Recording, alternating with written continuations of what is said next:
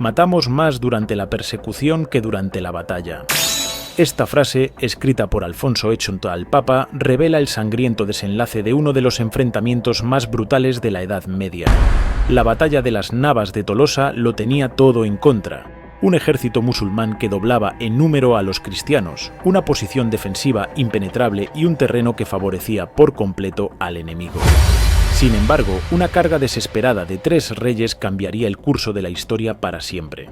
Esta es la historia de cómo una batalla aparentemente perdida se convirtió en el punto de inflexión que abriría las puertas de Al-Ándalus a los reinos cristianos. A principios del siglo XIII, la península ibérica era un territorio dividido. Al norte, los reinos cristianos de Portugal, Castilla, Aragón y León dominaban el valle del Tajo, estableciendo puestos avanzados hasta el Guadiana. Al sur, una nueva potencia emergía de las cenizas de los fragmentados reinos de taifas, el califato almohade. Los almohades, una tribu bereber del norte de África más radical que sus predecesores almorávides, habían logrado unificar Al-Ándalus bajo su mando. Sus líderes, conocidos como Miramamolín, príncipe de los creyentes, combinaban el fervor religioso con una temible capacidad militar. El punto de inflexión llegó en 1195, en las llanuras de Alarcos. Allí, los almohades asestaron un golpe devastador a las fuerzas de Alfonso X de Castilla, una derrota que casi le cuesta la vida al monarca. Las consecuencias fueron inmediatas. Las tierras de la Orden de Calatrava cayeron en manos musulmanas y la frontera retrocedió hasta el Guadiana, amenazando la propia Toledo. La situación era crítica. Castilla estaba exhausta tras un siglo de avances continuos hacia el sur y Alfonso X se encontraba prácticamente aislado, con conflictos abiertos con León y Navarra. Sin embargo, el rey castellano demostró ser un hábil estratega. Entre 1207 y 1209, Alfonso X reorganizó sus alianzas. Estableció acuerdos de paz con sus primos, Sancho VII de Navarra, Alfonso IX de León y Sancho I de Portugal. Con Pedro I de Aragón mantenía ya una sólida amistad. Con las fronteras aseguradas, comenzó a lanzar ataques en Jaén, Baeza y la cuenca del Segura, mientras el rey aragonés conquistaba territorios al sur del Ebro. El escenario estaba preparado para una batalla que cambiaría el curso de la historia peninsular, un enfrentamiento que marcaría el principio del fin del dominio musulmán en la región. La pieza clave en la organización de la respuesta cristiana fue el arzobispo de Toledo, Rodrigo Jiménez de Rada, un astuto prelado más inclinado a la política que a los asuntos religiosos. Su plan fue brillante: solicitar al Papa Inocencio III que declarara una cruzada contra los almohades. Esto no solo traería guerreros de toda Europa, sino que además protegería a Castilla.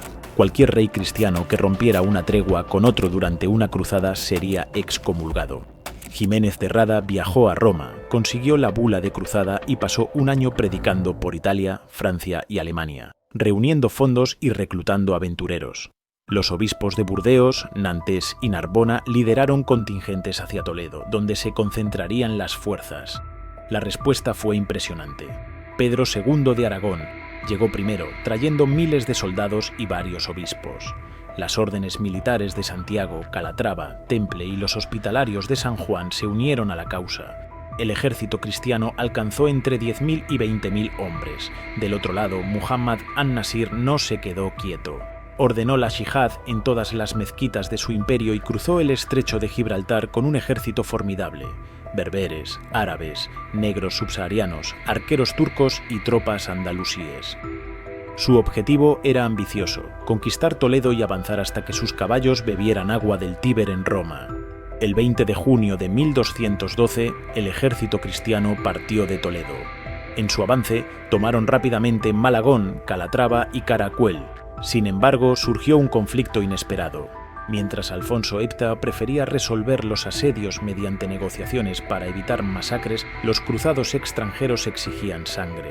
Esta diferencia llevó a que muchos ultramontanos abandonaran la campaña, aunque su lugar sería ocupado por la llegada sorpresa de Sancho VII de Navarra con sus tropas. Las piezas estaban colocadas para lo que sería una de las batallas más decisivas de la historia medieval. El amanecer del 16 de julio de 1212 encontró a ambos ejércitos frente a frente en las Navas de Tolosa, cerca de Santa Elena. Los cristianos se desplegaron en 3 grandes columnas: Alfonso VIII de Castilla al centro, Pedro de Aragón a la izquierda y Sancho de Navarra a la derecha.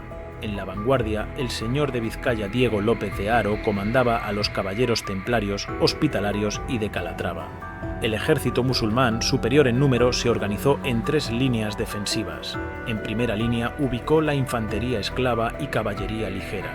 Detrás, la infantería pesada de tribus bereberes y andalusíes bajo el mando del cadí de Marrakech. La última línea, el núcleo del ejército profesional y la temida Guardia Negra, protegía al califa An-Nasir. La batalla comenzó con una carga feroz de López de Haro. Su hijo, acompañándolo en el frente, le dijo: «Padre, que lo hagáis de modo que no me llamen hijo de traidor», a lo que el audaz vizcaíno respondió: «Os llamarán hijo de perra, pero no hijo de traidor». La carga fue formidable, pero se detuvo ante el cuerpo central almohade. Las horas pasaban y la batalla parecía perdida para los cristianos. Sus tropas se diezmaban contra la resistencia musulmana y la pendiente ascendente jugaba en su contra. Fue entonces cuando Alfonso Eto, consciente de que se jugaba todo, miró a Jiménez de Rada y dijo solemnemente: «Arzobispo, aquí vos y yo moriremos». El religioso, más optimista, respondió: «No, mi señor, aquí vos y yo venceremos». Lo que siguió fue legendario.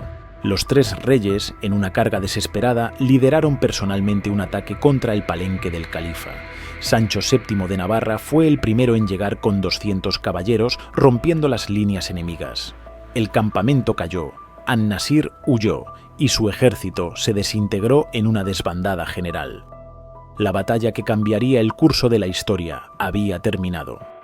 «Matamos más durante la persecución que durante la batalla», escribió Alfonso Tato al Papa Inocencio III. Tras la victoria, los 3 reyes no perdieron tiempo. Decidieron quedarse en la zona para consolidar su triunfo, tomando una a una las posiciones estratégicas. Baños de la Encina, Vilches y Tolosa cayeron mediante asedio. Baeza se rindió sin resistencia. Sus habitantes abandonaron la ciudad al enterarse de la derrota de An-Nasir. El impacto de la derrota fue devastador para el bando musulmán. An-Nasir, humillado, regresó a Marrakech, donde moriría años después, aún resentido por la derrota en Sierra Morena. El golpe de las Navas de Tolosa marcó el declive del poder almohade, no solo en la península, sino también en el Magreb. El pendón del califa, capturado en su tienda de campaña, fue enviado como trofeo al monasterio de las Huelgas en Burgos, donde las monjas cistercienses aún lo custodian. Para los cristianos, la victoria tuvo un sabor especial.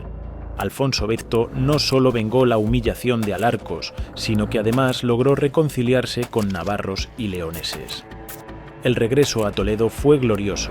Los juglares incorporaron la gesta a su repertorio y la noticia se celebró en toda Europa. Los 3 reyes, famosos por su carga triunfal, ganaron un prestigio inmenso en toda la cristiandad. Pero más allá de la gloria inmediata, la batalla abrió las puertas del Valle del Guadalquivir, el corazón de Al-Ándalus, a las tropas castellanas. Por primera vez en 5 siglos, los cristianos tenían una oportunidad real de avanzar hacia el sur y no la desaprovecharían. La balanza del poder en la península había cambiado definitivamente. Las Navas de Tolosa no fue solo una batalla más, fue el momento que marcó un antes y un después en la historia de la península ibérica. En apenas medio siglo después de la victoria, Castilla se convirtió en la potencia dominante de la región. El Valle del Guadalquivir, centro neurálgico de Al-Ándalus, quedó expuesto a las fuerzas cristianas, abriendo el camino para las grandes conquistas del siglo XIII. Los resultados no se hicieron esperar.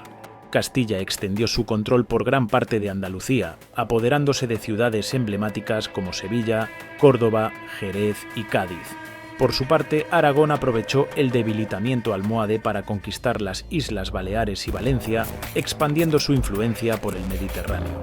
La batalla dejó una huella profunda en la memoria colectiva. Cuenta la leyenda que las cadenas del escudo de Navarra provienen de las que unían a la Guardia Negra del califa. Las horas pasaban y la batalla parecía perdida para los cristianos. Sus tropas se diezmaban contra la resistencia musulmana y la pendiente ascendente jugaba en su contra. Fue entonces cuando Alfonso Eto, consciente de que se jugaba todo, miró a Jiménez de Rada y dijo solemnemente: «Arzobispo, aquí vos y yo moriremos». El religioso, más optimista, respondió: «No, mi señor, aquí vos y yo venceremos». Lo que siguió fue legendario. Los tres reyes, en una carga desesperada, lideraron personalmente un ataque contra el palenque del califa. Sancho VII de Navarra fue el primero en llegar con 200 caballeros, rompiendo las líneas enemigas. El campamento cayó, An-Nasir huyó y su ejército se desintegró en una desbandada general. La batalla que cambiaría el curso de la historia había terminado. «Matamos más durante la persecución que durante la batalla», escribió Alfonso Tato al Papa Inocencio III. Tras la victoria, los tres reyes no perdieron tiempo. Decidieron quedarse en la zona para consolidar su triunfo, tomando una a una las posiciones estratégicas. Baños de la Encina, Vilches y Tolosa cayeron mediante asedio. Baeza se rindió sin resistencia. Sus habitantes abandonaron la ciudad al enterarse de la derrota de An-Nasir. El impacto de la derrota fue devastador para el bando musulmán. An-Nasir, humillado, regresó a Marrakech, donde moriría años después, aún resentido por la derrota en Sierra Morena. El golpe de las Navas de Tolosa marcó el declive del poder almohade, no solo en la península, sino también en el Magreb. El pendón del califa, capturado en su tienda de campaña, fue enviado como trofeo al monasterio de las Huelgas en Burgos, donde las monjas cistercienses aún lo custodian. Para los cristianos, la victoria tuvo un sabor especial. Alfonso X no solo vengó la humillación de Alarcos, sino que además logró reconciliarse con navarros y leoneses. El regreso a Toledo fue glorioso. Los juglares incorporaron la gesta a su repertorio y la noticia se celebró en toda Europa. Los tres reyes, famosos por su carga triunfal, ganaron un prestigio inmenso en toda la cristiandad. Pero más allá de la gloria inmediata, la batalla abrió las puertas del Valle del Guadalquivir, el corazón de Al-Ándalus, a las tropas castellanas. Por primera vez en 5 siglos, los cristianos tenían una oportunidad real de avanzar hacia el sur y no la desaprovecharían. La balanza del poder en la península había cambiado definitivamente. Las Navas de Tolosa no fue solo una batalla más, fue el momento que marcó un antes y un después en la historia de la península ibérica. En apenas medio siglo después de la victoria, Castilla se convirtió en la potencia dominante de la región. El Valle del Guadalquivir, centro neurálgico de Al-Ándalus, quedó expuesto a las fuerzas cristianas, abriendo el camino para las grandes conquistas del siglo XIII. Los resultados no se hicieron esperar. Castilla extendió su control por gran parte de Andalucía, apoderándose de ciudades emblemáticas como Sevilla, Córdoba, Jerez y Cádiz. Por su parte, Aragón aprovechó el debilitamiento almohade para conquistar las Islas Baleares y Valencia, expandiendo su influencia por el Mediterráneo. La batalla dejó una huella profunda en la memoria colectiva. Cuenta la leyenda que las cadenas del escudo de Navarra provienen de las que unían a la Guardia Negra del Califa, aunque los historiadores han comprobado que estas cadenas ya existían en el escudo navarro antes de la batalla. El pendón, capturado al Califa, conservado en el monasterio de las Huelgas, permanece como testigo silencioso de aquella jornada decisiva. Las Navas de Tolosa cerró una época que había comenzado frente a las murallas de Toledo casi siglo y medio antes, pero también abrió otra. La victoria no solo alteró el equilibrio militar, transformó la mentalidad de los reinos cristianos. La idea de la reconquista total de la península, que antes parecía un sueño lejano, se convirtió en una posibilidad real. Lucas de Tuy lo resumió perfectamente. Nunca en España hubo una guerra igual. Tenía razón. La batalla de las Navas de Tolosa no solo cambió el mapa de la península, sino que redefinió el futuro de los reinos que más tarde formarían España.